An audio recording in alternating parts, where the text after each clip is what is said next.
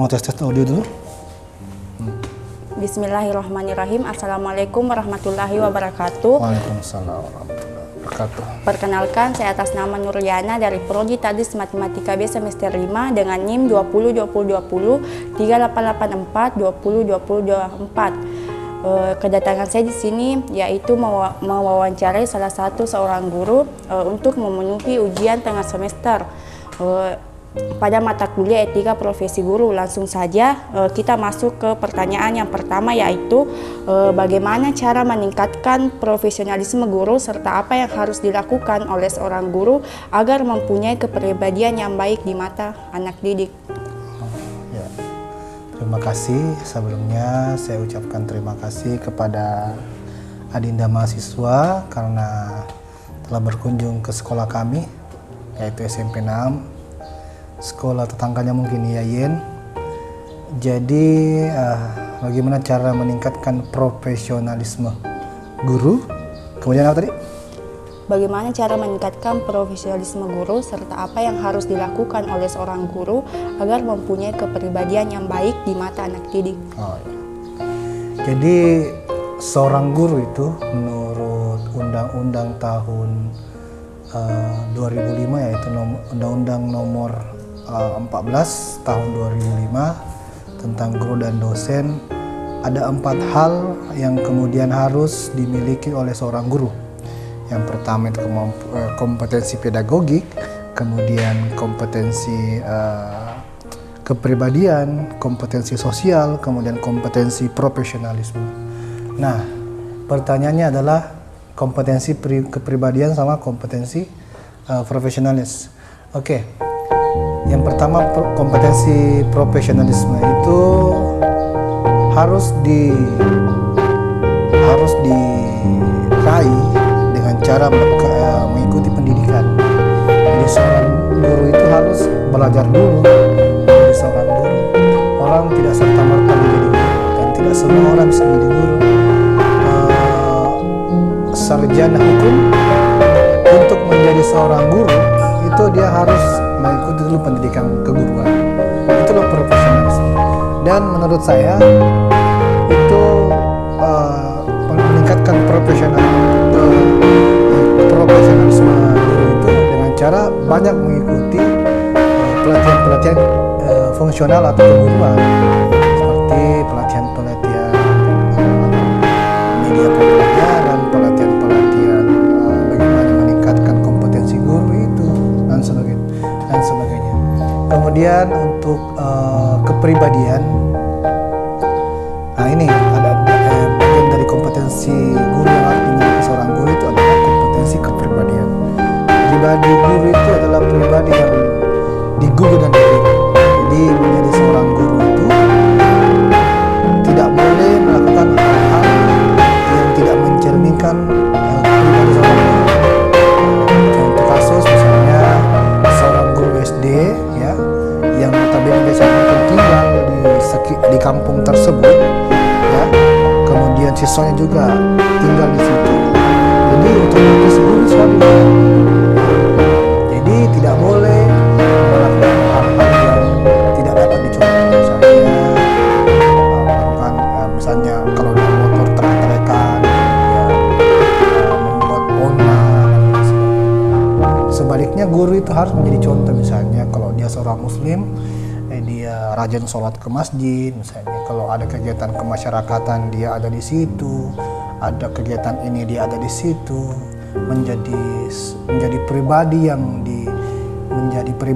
menginspirasi semua orang, apalagi anak-anak yang ada di sekitarnya itu. Seperti itu. Kemudian pertanyaan kedua yaitu bagaimana cara seorang guru agar dapat dikatakan sebagai guru yang memiliki kompetensi profesional? Itu bagus pertanyaannya. Jadi masalah yang dihadapi negara Indonesia saat ini adalah banyaknya guru yang tidak memiliki sertifikat pendidik. Contoh dengan siapa? Nurliana nanti setelah selesai di IAIN, mata pelajaran apa? Etika profesi guru. Etika profesi guru. Maksudnya saya jurusan apa? Tadis Matematika. Matematika. Iya. Kalau nanti selesai dari kuliah langsung mau mengajar, itu belum bisa dikatakan profesional. Dia harus dulu mengikuti namanya pendidikan profesi guru lagi, yaitu atau dalam disingkat PPG. Tanpa itu, guru hanya seorang guru induksi yang tidak bisa mendapatkan SK fungsional, tidak bisa mendapatkan sertifikasi guru kalau dia PNS seperti itu.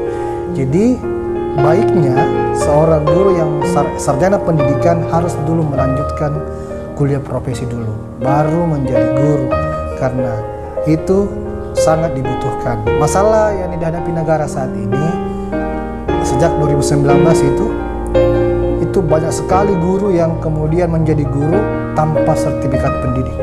Artinya dia belum PPG tapi diterima jadi PNS. Akhirnya banyak guru yang tidak mendapatkan sertifikasi. Nah, untuk mendapatkan sertifikasi itu harus ada sertifikat pendidik itu. Nah, seperti itu. Jadi harusnya guru itu kuliah lagi profesi baru menjadi guru. Karena lebih kompleks lagi. Karena misalnya di pendidikan profesi guru itu kita belajar tentang bagaimana menemukan masalah itu, mencari akarnya, kemudian mencari solusinya, kemudian bagaimana kita menerapkan. Akhirnya kita diuji, akhirnya kita menjadi guru yang profesional. Nah, ketika kita menjadi guru profesional, itu ditandai dengan sertifikat pendidik. Ya, seperti itu. Kemudian yang ketiga, permasalahan apa saja yang dihadapi guru dalam upaya meningkatkan profesionalismenya? Ya, masalah-masalah yang dapat dihadapi itu adalah misalnya dia seorang guru yang belum profesional, ya, dia harus ikut PPG dulu. Nah, menjadi masalah ada ribuan bahkan jutaan guru yang ingin mengikuti PPG itu. Akhirnya dia harus seleksi dulu. Nah, masalah pertama mungkin tidak lulus. Ketika dia tidak lulus, dia harus menunggu lagi tahun depan. Tidak lulus lagi, menunggu lagi. Itulah masalah-masalah besarnya. Ya, itu dalam profesionalisme. Nah, kalau dalam lingkup kecil misalnya mengikuti pelatihan keguruan. Nah, biasanya masalah yang pertama itu adalah guru senior. Nah, guru senior itu artinya yang dekat-dekat pensiun ini ya, yang saya bicarakan, itu sepertinya sudah merasa sudah tidak penting lagi untuk belajar lagi, ya. Sehingga ketika ada pelatihan-pelatihan yang mengundang beliau, ada dua pilihan. Yang pilihan pertama dia tidak mengikuti, pilihan kedua dia mengutus guru yang lebih muda, ya seperti itu. Nah, jadi itu kalau di SMP 6 itulah masalahnya ketika guru senior sudah tidak lagi bersemangat untuk mengikuti pelatihan-pelatihan untuk meningkatkan kompetensi profesionalnya. Ya, bagi yang sudah cerdik ya. Kalau yang cerdik itu yang belum cerdik itu masalah besarnya adalah dia belum tersertifikasi menjadi guru. Seperti itu. Ya. Kemudian yang keempat yaitu dikatakan seorang guru memiliki kompetensi profesional, indikatornya seperti apa? Yang dikatakan memiliki kompetensi profesional? Iya, indikatornya seperti apa? Yang pertama dia memiliki sertifikat pendidik. Nah itu. Yang kedua saat ini ya dia menguasai IT, dia menguasai teknologi informasi, ya tak? Nah kemudian dia selalu inovatif. Dalam hal ini inovatif itu melibatkan IT dan memiliki cara-cara baru. Nah, jadi ketika guru itu sudah selalu ada inovatifnya, ada inovasinya ya, inovatif maksud saya, ada inovasinya, selalu mendapatkan cara-cara baru untuk menaklukkan si siswa ini, kemudian selalu menggunakan IT dalam kegiatannya, ya, selalu bersaing, memiliki nilai jiwa juang yang tinggi, itulah guru profesional. Ini indikator seorang guru yang profesional, ya, bukan guru yang malas ikut pelatihan, guru yang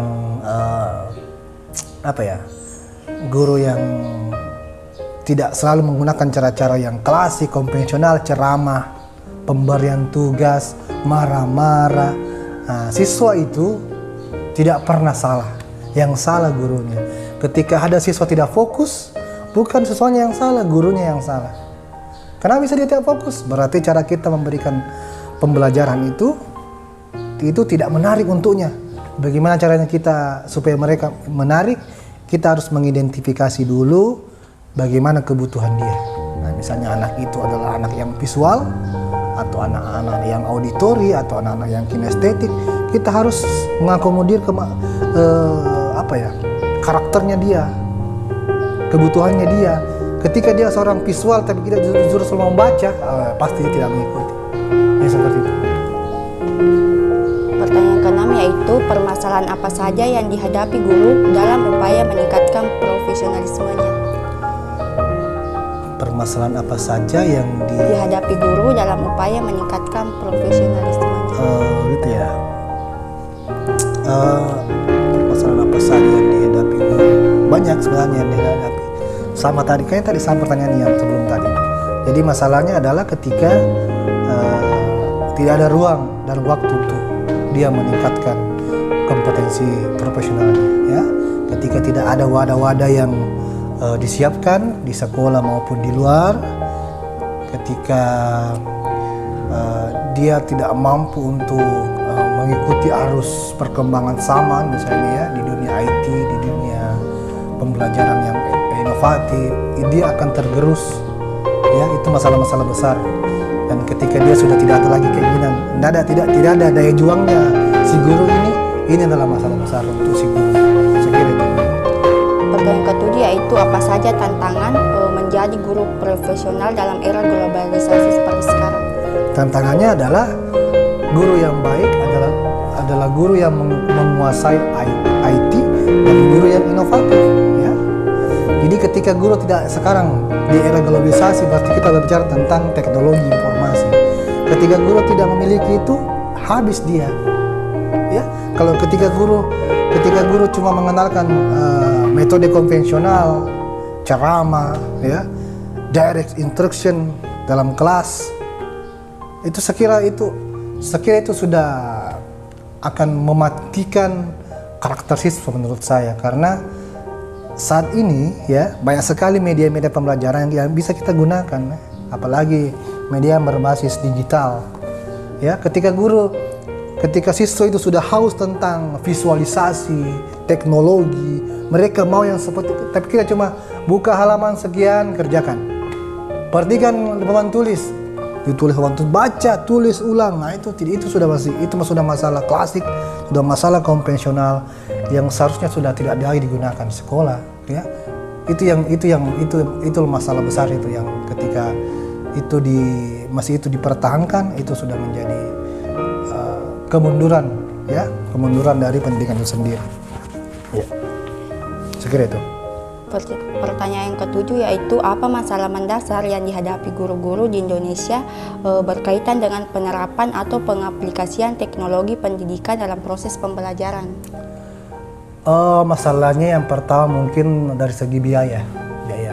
Jadi tidak semua sekolah itu memiliki sarana dan prasarana yang memadai. Ya, misalnya sekolah kecil ya, kayak SMP 6 ini, sekolah kecil, artinya dia berbanding lurus dengan dana bos yang diterima. Ketika kita ingin mengadakan misalnya layar setiap kelas, LCD misalnya, ataupun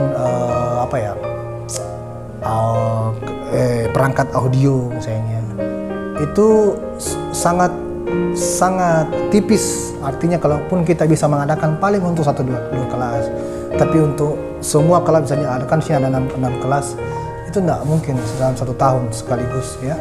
Tantangannya adalah itu, sarana dan prasarana yang kurang memadai. Misalnya ya, yang tadi itu misalnya perangkat-perangkat audiovisual, kemudian internet juga, ya, tidak semua sekolah itu bagus internetnya. Ada internet tapi jaringan tidak ada. Nah itu yang menjadi masalah-masalah guru dalam teknologi pendidikan tersebut. Ya, saya kira itu. Yang ke-8 yaitu mengapa peran guru di era globalisasi harus memiliki kemampuan dalam menguasai keahlian dalam bidang iptek. Ya itu artinya di era global ini tantangannya adalah itu. Artinya ketika guru tidak memiliki kemampuan itu, dia akan tergerus oleh zaman. Nggak tawar-menawar. Guru sekarang harus bisa menggunakan laptop. Ya, itulah tujuannya sertifikasi. Bagaimana sertifikasi itu mensejahterakan guru. Nah, guru ketika misalnya dia golongan adalah golongan 4B misalnya, guru senior ya. Dia bisa saja menerima mungkin 10 sampai 12 juta setiap triwulan. Bukankah itu bisa digunakan untuk membeli laptop, membeli misalnya perangkat internet portable, membuat hal-hal yang membeli aplikasi-aplikasi yang berbayar. Bukankah itu dibutuhkan untuk ke situ? Tapi sejauh ini kita lihat banyak guru yang sertifikasi, tapi kemudian dia tidak menggunakan tunjangan sertifikasi atau tunjangan profesi itu untuk kepada hal-hal yang menunjang profesinya sebagai guru, melainkan hal-hal yang domestik, misalnya ke rumah tangga mereka. Ya, seperti itu. Kemudian pertanyaan ke-9 yaitu apa yang harus dipersiapkan calon guru agar menjadi pendidik yang ideal di era globalisasi? Yang harus dipersiapkan adalah inovasi. Harus ada inovasi yang kemudian disiapkan. Contoh sekarang, siapa tadi namanya? Nurliana, panggilan? Liana, apakah kira-kira sudah punya cara-cara baru untuk mengajar? Harus disiapkan dari sekarang, ya. Jangan menunggu nanti jadi guru baru berpikir. Sekarang kesempatannya Liana untuk belajar, apalagi masih di dunia akademik sekarang, di dunia kampus, harus belajar. Gimana caranya? Saya harus punya inovasi ini misalnya. Misalnya di SMP 6 itu 80% siswanya adalah broken home. Ini fakta ini. Artinya ketika kita ngajar di SMP 6 ya, itu beda dengan kalau kita ngajar di sekolah kota, misalnya SMP 2, SMP 1. Pasti beda karena orang yang sekolah di sana itu orang yang siap belajar, ya, orang yang diantar oleh bapak mamanya, ada supirnya, artinya orang kaya. Memang dia mau sekolah belajar, memang siap untuk dari berangkat ke sekolah, dari rumah ke sekolah untuk belajar menuntut ilmu. Kalau di SMP 6 ada yang terpaksa ke sekolah gara-gara ikut-ikutan, ada yang dikejar-kejar sama orang tuanya, bahkan ada yang sudah banyak yang terjadi di SMP 6 ini. Misalnya dia malas ke sekolah, kita jemput dia di rumahnya, ya, orang ogah-ogahan. Akhirnya kemampuan akademik di SMP 6 itu sangat beda jauh dari sekolah kota. Karena itunya gurunya tidak berkembang, sementara siswanya butuh pendampingan yang luar biasa, ya, seperti itu. Kemudian pertanyaan yang ke-10 yaitu upaya apa saja yang telah dilakukan untuk mengembangkan kemampuan profesional guru? Ya, upaya-upaya yang harus dilakukan si guru itu ya, yang pertama adalah jangan berhenti untuk belajar. Ya, ikut pelatihan, ikut seminar, BIMTEK, sosialisasi tentang hal-hal. Utamanya dalam hal membangun kemampuan teknologi informasi yang tadi itu yang saya sampaikan, bahwa saat ini tanpa itu guru itu tidak inovatif, ya. Harusnya guru memiliki daya juang untuk terus belajar walaupun usia berapa, usia 45 tahun, 40-50 tahun itu harus selalu belajar, ya. Kayak Bapak ini, Bapak masih berumur 30 tahun, ya. Tapi Bapak tidak kalah dengan mahasiswa, harus punya inovasi, ya. Harus punya ide baru, ya, seperti itu. Contoh dalam kegiatan pembelajaran, kalau kita langsung ngajar harus bawa media, nggak boleh tidak. Ketika kita masuk kelas cuma bawa spidol, ya, atau buku paket sama buku paket, oh, pasti yakin dan percaya pasti siswanya akan mengantuk di kelas. Karena dia pasti akan berceramah dan memberikan tugas, ya. Ketika guru itu masuk kelas bawa LCD, bawa speaker misalnya, ya, bawa laptop di tasnya, bawa media-media yang menarik berwarna-warni, yakin saja siswa akan happy karena pasti mereka akan bermain di kelas sambil belajar tentunya, Ya, saya kira itu. Sekian dari wawancara dari saya. Terima kasih atas jawabannya dari Bapak. Saya ucapkan banyak terima kasih. Wassalamualaikum warahmatullahi wabarakatuh. Waalaikumsalam warahmatullahi wabarakatuh.